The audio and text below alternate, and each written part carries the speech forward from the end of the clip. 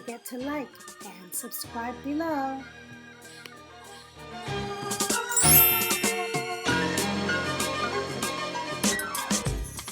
Hi everyone, and welcome back to another episode of Two Puerto Ricans and a Black Girl.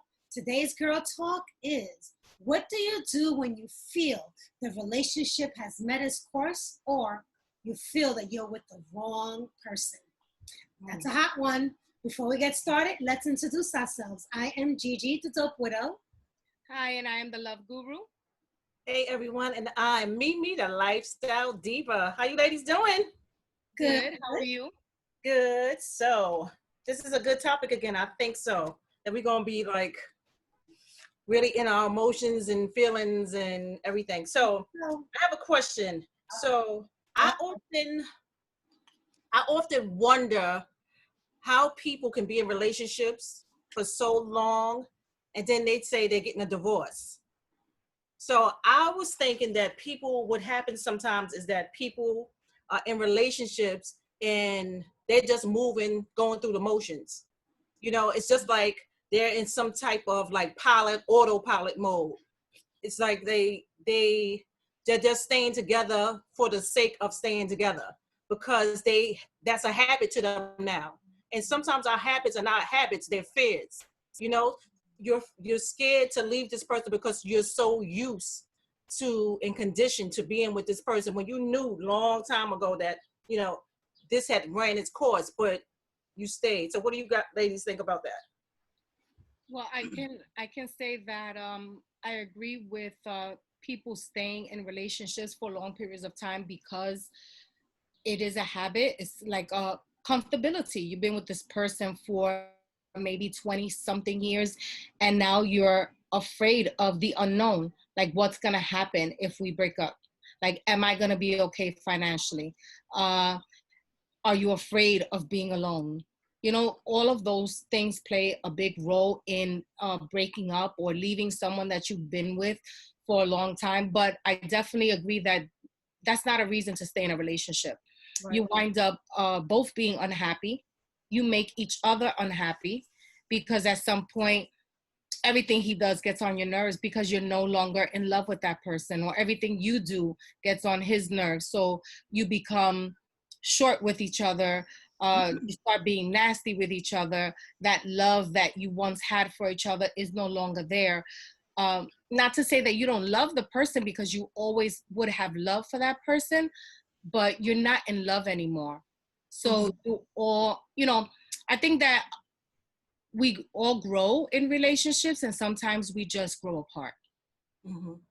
And I think that when you encounter that stage in your relationship, or you're in that season of your relationship, I think the mature thing to do is to decide to walk away amicably, but walk away so that you don't damage each other in the process. Yeah, I agree. I agree as well. And I think that sometimes, Jackie mentioned about you kind of like fall out of love. But I think that sometimes people go into the relationships not really being in love, but more so wanting that companionship and not wanting to be alone, that they kind of go into it for all the wrong reasons. And as a result, then you kind of at a certain point realize that you're not happy any longer with this individual. This really wasn't the right thing. And even though in the back of your head, you knew that this wasn't for you, you still went through because of the fear of being by yourself. And I know women like this that don't want to be by themselves, and sometimes they settle, right? And then they're in relationships and they're like, wow, this isn't the right thing for me to do. So I'm thinking about coming from a widow's perspective. I'm thinking about now, I don't want to be that person who jumps into a relationship because I'm ready to be in a relationship and I'm tired of being by myself, right? So I pray And I do have the checklist that we've talked about in the past. And my prayer is that, because I've been in relationships before where I kind of jumped right into it, even with my husband who's deceased. The only difference is that I was very blessed, that he happened to have been an amazing person that I did fall in love with, and who was just an amazing person altogether, who showed me what love is. But we don't all have those same opportunities. The person that you jump right in a relationship with could be an abuser, can be, who knows, can be a killer. I mean, we just don't know the people that we form a relationship with, because we don't take the time to really get to know who they are. So in this next step, that is my thing. I want to wait for God to be the one to bring that person to me, so that like that I don't have any doubt, is this the person for me? I'm going to know that this is the person for me, because I actually waited, as opposed to just jumping out of fear because I don't want to be by myself. And I think that's when you said you realized that you were with the wrong person, because you didn't take the time out to really get to know the person. So now you're married to this person and you realize somebody else comes along and you're like, oh my goodness, this person has all the qualities, all the things that I like, he likes, all the things that I aspire to do and want, they want. But because we didn't take time out to do that with the person that we were with, or maybe they were a childhood sweetheart, or somebody hooked you up and you felt like you had to, you did this because you guys were good friends. Being best friends doesn't make you in a good marriage. Exactly. So you got to factor in all of those type of things, because that happens so often when you get with somebody and realize, I'm not supposed to be with this person. I'm not supposed to be with that person. But we talked about setting that foundation from the beginning, like forming that friendship and that bond before you actually get into the serious relationship. And I think a lot of times we neglect that part of relationships because we're tired of dating. We're tired of being by ourselves. We're tired of looking for that special someone or that right someone. So when that person comes along and he's interested and, we think we're interested, we just move forward and we skip that stuff. I should say, we skip that step of, let's form this foundation. Let's form this bond where we get to know each other. And then we decide, you know what? I like him, he likes me, we're interested in the same things, we have the same values, we have the same morals, and then you can proceed with a relationship. But that doesn't mean jump into a marriage very quickly, because you have to see how the relationship goes from there. Because when we do forget about those steps, that's what happens. We jump into this relationship, then here we go, 2 years later we're in a marriage, now we have 3 kids in, and oh my God, we realize 15 years later, what did I do? Like, this is not the person that I'm supposed to be with. I'm not happy, I'm not in love. I love him, but I'm not happy. Like, he doesn't make me happy anymore. And I just come to realize, I'm sorry for interrupting you, Jack. I just come to realize now, because that always confused me, how people can be together for 10, 15, 20 years, then saying that they're getting a divorce. Because half of those years, like I said, they were on autopilot. It wasn't like this was the person who they were supposed to be with. So, that's how, when they really got comfortable in their skin and got to know who they was as a person and an adult, because I'm sure they probably were young, and now they've grown and had some life experience, and know things that they want, and goals that they had set for themselves. They're like, I'm with the wrong person. That has got to be the worst feeling, I think, ever, to be in a relationship or a marriage with somebody and say, oh my God, meet someone else, and oh, this is the person who I'm supposed to be with. But you do know that a lot of people, out of guilt, would stay in these relationships and almost think like, okay, I love them, and kind of like trick yourself to believing that you should stay in the relationship and try to make it work. Right. When it's met its course, because that wasn't the person you were destined to be with, we have to look at it like, okay, this person was for a season. They helped me in this way. Like, every relationship you have kind of helps mold you into the person that you are. Yeah. So instead of kind of looking at it like, God, I messed up, or I ruined this person's life, or vice versa, kind of look at it like a learning lesson, even though it is a marriage. But I would hope that once you have that aha moment and you realize this person isn't for me, I think that you should sit down and actually have that conversation with an individual, because they might be thinking the same thing, especially people who kind of jump in relationships young. I think at our age, we kind of know. Oh, yeah. Because we already know we're building on a foundation. We got to have this friendship. We got to have this bond, this connection, and then is the next step. But there's so many people who get married in their 20s and then realize at 50, you know what? I don't have the same interests. We don't have the same goals, the same values, the same interests any longer. You like my roommate who happens to be my baby daddy, you know? Or my husband, right. And it's just so happens that there's so many relationships like that. So you gotta. I'm sorry, sweetie. Go ahead. No, go ahead. You sort of you really have to take that time for yourself and realize, and even at a young age, you have to really, if your gut is telling you, I don't think I should go through with this, then don't go through with it, because that split decision could be years of misery. Just because you already put down a wedding or you accepted the engagement, who cares? Talk it out. You saved yourself a whole lifetime of grief and misery, and vice versa for the other individual. So yeah. A lot of times people always also stay because they don't know how to leave the relationship, because they're thinking, what is my mother gonna say? Yes. Now, what are my in-laws gonna say? I'm gonna destroy the family. I'm tearing my family apart. Like you're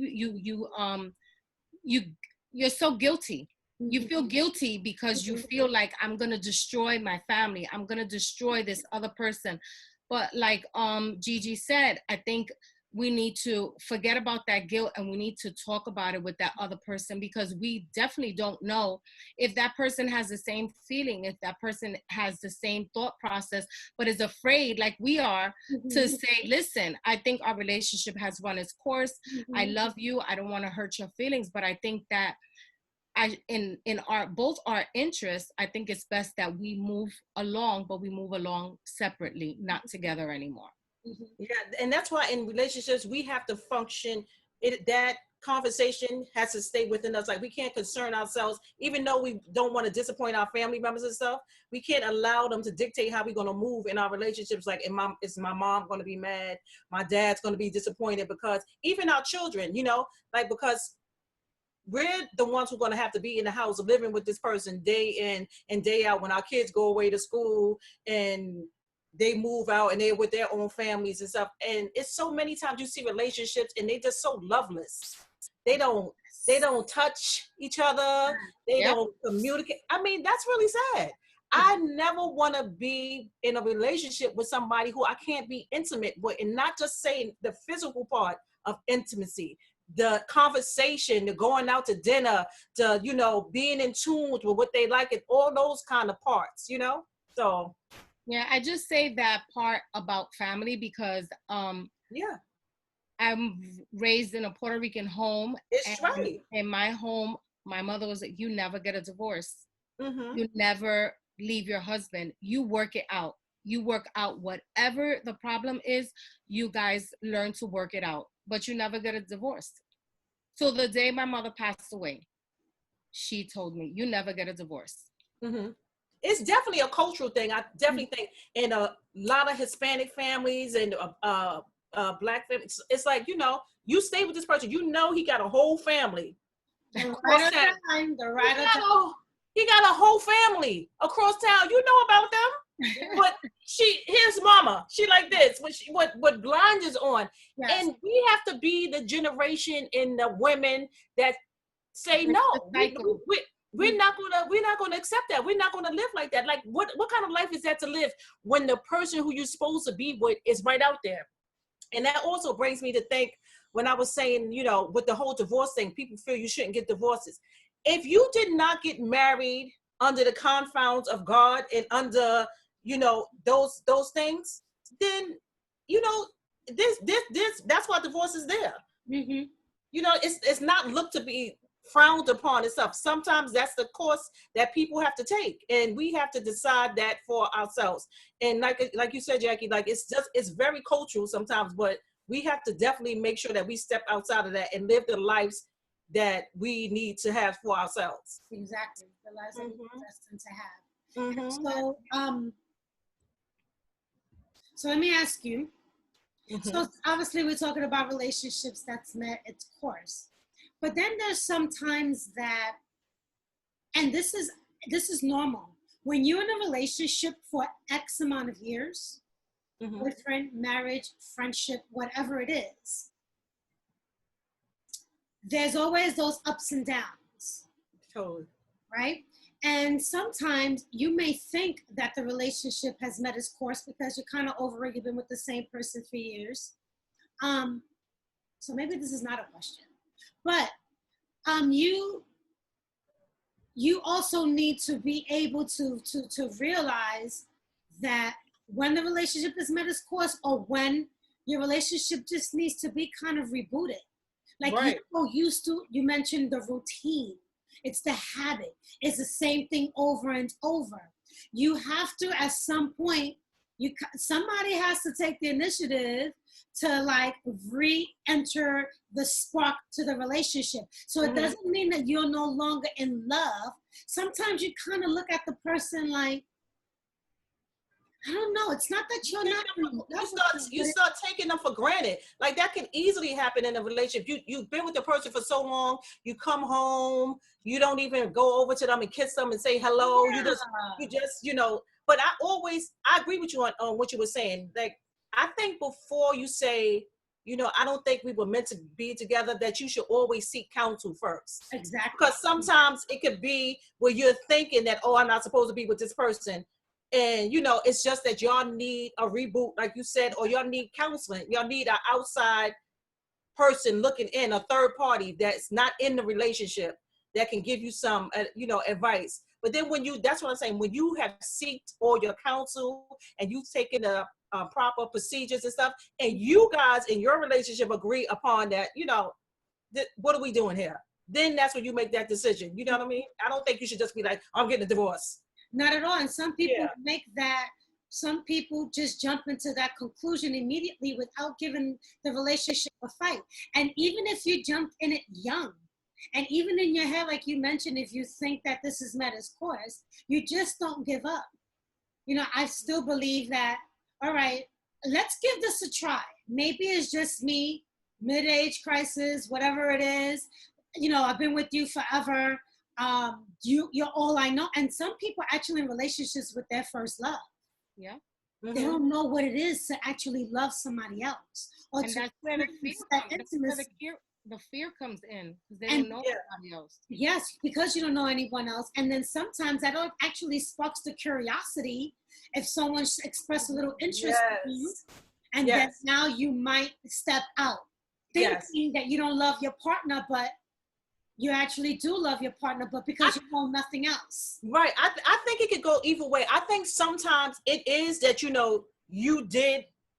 you are just with the wrong person. Mm-hmm. But if you're married, I think you should just take a step, take that step to try to see if this can be worked out. But sometimes, you did marry the wrong person because you went into the relationship for all the wrong reason, because you wanted to be married, because every little girl wants to be married, have that wedding day and do this and do that. Yeah. And your parents said, oh, he's a nice guy. He's your high school sweetheart. He's your best friend. So you think he's going to be a good husband. There's so many. And I know that we all know people like that who just rush into marriage because there's something about how society looks at marriage. And now you're like, in the in crowd, you're accepted because you're married, and people look at you differently when you're a missus or when you're wearing your ring.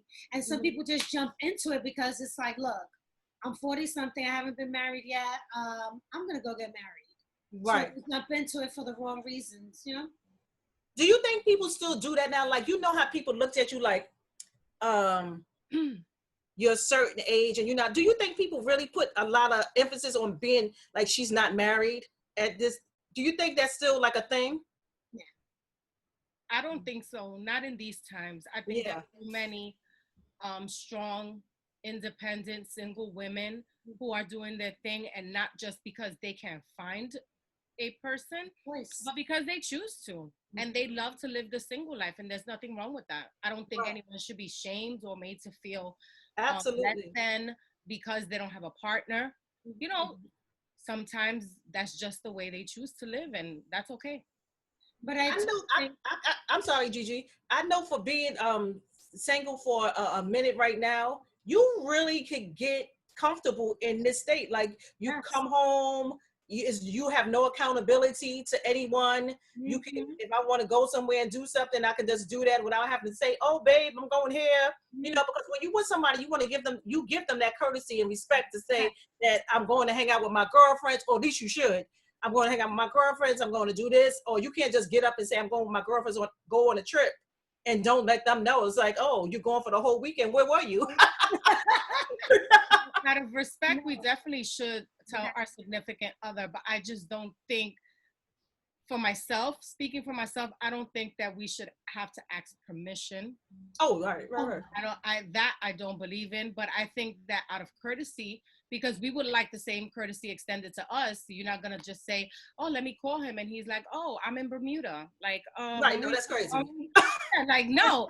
So obviously, I definitely think that courtesy should be extended both ways. If you're going out with your girlfriends, or he's going out with his boys that night, you should be able just to say, "Hey, I'm stepping out. I'll call you when I get in," or whatever, but not just get up and go. No. But if you're married, clearly that changes. So it's not like asking permission per se, but just a little, babe, do you mind if I do something with the girls this weekend or on Friday? You know, and you know what? I don't think it's wrong. I mean, you know, when we say that word permission, it's like, ooh, like, oh, because of that whole man got her check. Like, no, but I don't. I'm saying it if you. I think I'm saying it in the boyfriend girlfriend aspect. No. I was agreeing with you. When you're married, yes, that I would, just like Gigi said, you would say, "Honey, do you think it's okay if the girls and we were talking about taking a trip? You know, do you think it's okay? Would you mind?" You know, me, because I have a small child, so I would need my partner to stay with my child. So then I would have to, you know, kind of ask, is it okay that you stay with him or whatever? No, that's what I was going to say, that I don't think there's anything wrong with using the word permission. Like when people say permission, I think they look at it negatively. Like when people say submit in a way. I'm not going to get into that because that's going to be a whole other hour. Yes. But keep me laughing, right? When people say submit, like we look at these words and give them a negative, you know, thing, but they're not negative words. Like if you're married to somebody, you have to ask for you where you going. You can't just be out. Right. No, here I got my suitcase. I'm going out. Where you going? Right. So yeah, I mean, when you say permission, you know, it's not like, you know, I'm saying it because I think my man is choking me. He's not allowing me to do anything like a child. But I should ask him, like, you know, do you mind if I'm doing this, going out with my girlfriends? Because there's certain people that you know, and even with us, you see certain friends that your husband or somebody hang out with, and you're like, oh, I don't like that person. And you feel that, and you know why you don't like that person. And, you know, it's like, I don't really like you hanging out with him, but you know, you don't want to tell them, like, oh, give them restrictions on their friends. Like, that's a whole nother thing too. Like how, you know, sometimes you feel certain things and it's like, I really don't want him hanging out with this person, but you can kind of voice that. But I agree, and it's vice versa too. I would hope that the men, just because they're the man in the relationship, it doesn't mean they can come and go as they please. No. Right. You need to ask, not just at least give me the courtesy. Do you mind? Of course. You know, I'm planning this. You have anything planned? You know, you have to, again, keep those line of communication going. And when you go out, you know, when you come home, you know, you'll be happy to come back home. Right. Gotta keep the spark going. you leave at 9 o'clock in the morning, go to work, meet your girlfriends for drinks, y'all go out somewhere else, you don't come back home to 10. I would be sitting there like, what? And you don't you don't oh no. Right. Even as my man, you're gonna have to let me know if I'm expecting to hear from absolutely. You. And I'm thinking you're home. Oh no, you better let me know. I don't need to know I'm getting up and going to the bathroom, moving my arm. No. But if you're going to not be, Right. It's just courtesy. It's just respect. Like, yeah. But and that's what I was saying about being single now. I don't have to do those things. So sometimes you get comfortable in that situation. I don't mind doing those things. I just don't like a demanding man. Oh yeah. I don't like a man who feels like he's in control. Oh, I don't like that. I don't. It's a huge turn off for me. So when you say control, can you elaborate on that a little bit more? What do you mean by that? Okay, what I mean by that is, for instance, if I say I'm going to go to the supermarket and my supermarket is literally across the street, and I get to the supermarket and what I'm looking for is not there.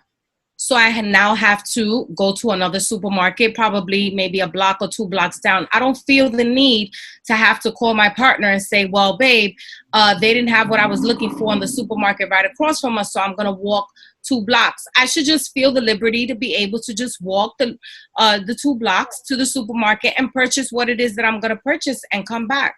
I don't feel like I need to report every step that I'm making.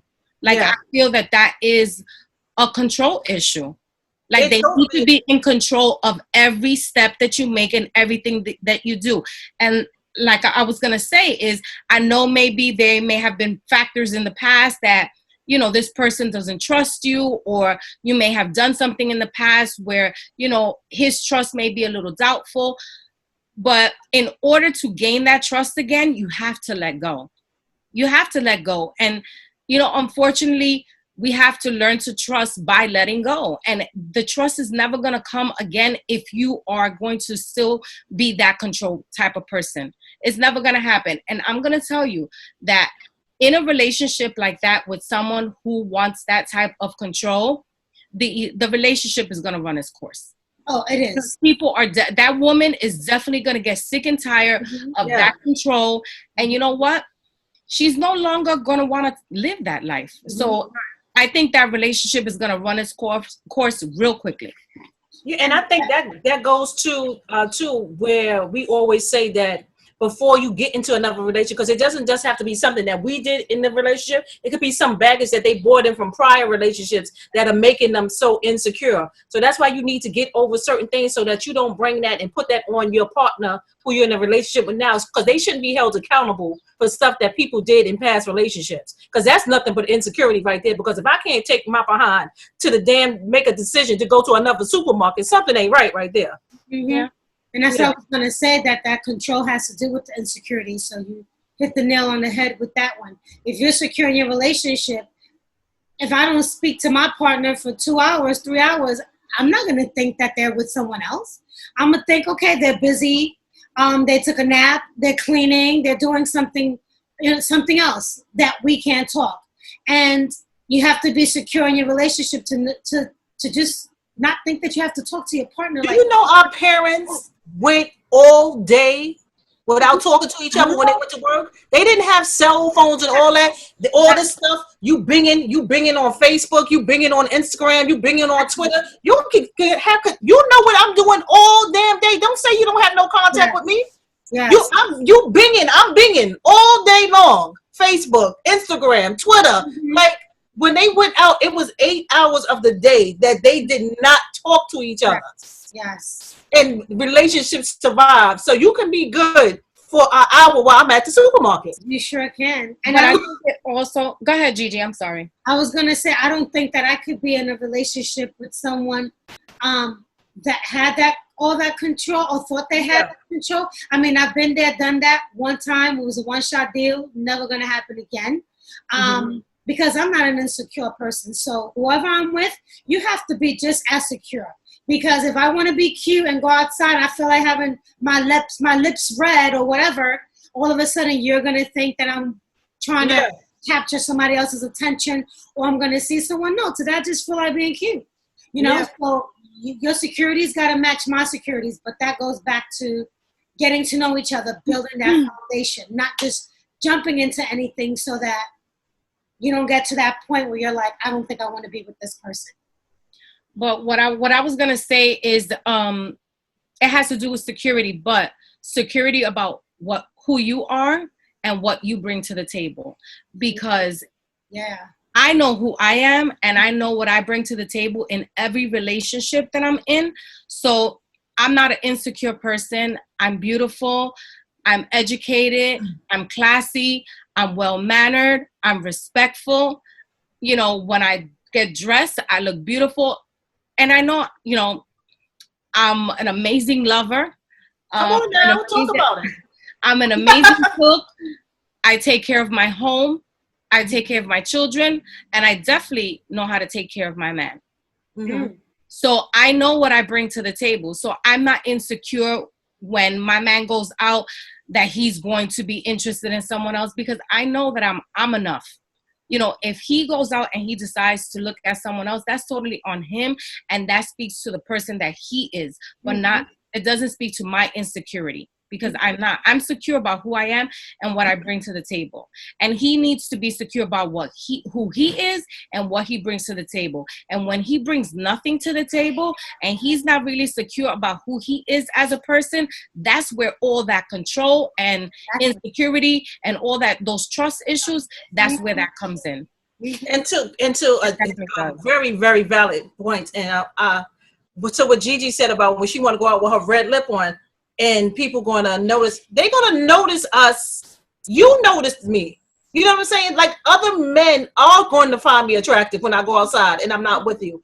But it's up to me to not pay attention to those calls. You know what I'm saying? Like, and when he goes out, other women are going to find him attractive as well. And it's up to him not to take, you know, to move on those calls. Other people are going to find us attractive. There's nothing wrong with that. Like, I would find other people attractive. It doesn't mean I want to leave my man because I see another attractive man. I know. You know? Hello. That's crazy. Exactly. Yeah. But also the some people who try to take control of a relationship, besides the insecurity, it also has to do with the fact that they don't have control over their own lives. Oh, yeah. Being unhappy and not being able to control factors in their life, that sometimes when they get with a woman, they try to control them because that's the only thing they can manipulate. Very good. Very good. Yes. In their lives. And a lot of times, those men really don't have anything going on for themselves. Zero. They have nothing. They have no apartment. They really don't have a great job. They're an amazing person, you know, and you know what? They are on the rise, you know, to becoming who they are supposed to become, or getting that job that they want, but they don't fully have everything together. So when they find that person who has it together and who's about something, they feel a little bit maybe intimidated, and they're like, you know what? I gotta hold her back a little bit because she's getting a little bit ahead of me. So that's all. I think it just boils down to the insecurity of self. You know, and what they don't have together. Well, you said that about this. This is going to be I can't even get into it because it'd be a whole nother hour.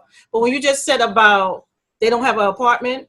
Oh, that's right. That's your puppy. No, because listen, I am stick by you through, you know, I'm that woman that will hold you down. You went through hard times, but it is at a certain age. Yes. If you do not have an apartment, you know what I mean? Like, okay, apartment at 21. Right, at 21 sometimes apartment. Right. Sometimes life happens and people fall on hard times. I dig it. I get it. At a whole, like most men, if I come across a man 40, 45 years old, you know, even old, and you don't have an apartment, we got to look out for these red flags, and maybe that could be another show, the red flags, because you don't have an apartment at 45, 48 years old. I don't know. Even I'm not even thinking 45. I think back to myself. Like at 21, I was aspiring for more. At 21, I didn't want to continue to live in my mom's house. At 21, I wanted to do my own thing. So at 21, I decided it was time for me to get my own place because I want to live by my own rules. So I made it my business to go out and find an apartment. And let me tell you, it wasn't the fanciest apartment, but it was mine. And I hate to give this disclaimer because I love my brothers and I never want to put them down. But it's just certain things, fellas. Come on now. If you know what I'm saying? Like, what are we doing here? Like, you know, it is some women that, you know, at this age, they have the time to put into that. And, you know, kudos to you. I just don't. Yeah. I'm so grateful. My oldest, she followed in my footsteps. At 21, she came one day and she was like, Mom, these are the keys. I said, the keys to what? To my apartment at 21. And I was sad because she didn't talk about it with me first. But then I felt so good. I was like, my God, she's an adult. She followed in my footsteps. That means that I gave her a great example, you know, and she's doing the right thing. So, I mean, I didn't bash her. I didn't, you know, tell her, why didn't you ask me? I was happy for her. I supported it. And let me tell you, I think that was the best thing she could have done. Good. That's what some people need to do. That they need to spread their wings and, you know, as Troop said, fly away. Absolutely. Absolutely, girl. Mm-hmm. Then also, we're talking about the men being controlling, but there are times that the women. Oh God, yes. Yeah. And when a woman isn't controlling, woo, I think we may be worse, huh? I don't know. I think we are worse. I don't know. There are women that are very insecure and controlling, and that's a problem. Yeah. Yeah, but I don't think I could date a man who will let me be in control because I don't have time for a weak man. No, not at all. Time for a weak man. I like somebody who can give back and forth. Yes. That sometimes can be like, no, relax. Yes, that makes me go, ooh. Yeah, like take it easy. Yes, exactly. I mean, I don't want him to be physical. That's not what I mean. But he can raise his voice a little bit and be like, listen. Assertiveness. Yes, I like him to be also assertive. Yes, that's the word. You want him to lead. Yeah. To lead. Yes, to be the leader of the household, to lead. That's a great choice of word. I think we done said a couple of things that we're gonna have to come back and do a little rewind on. Yes. We have to revisit some topics here. Yeah. So I think this one was a good one. We might be, you know, discuss everything here. What you ladies think? I think we touched upon a lot of things, like you said, that we might have to revisit one or two of the topics, and it could be an episode. But I just have something to say. This Thursday, what's this Thursday?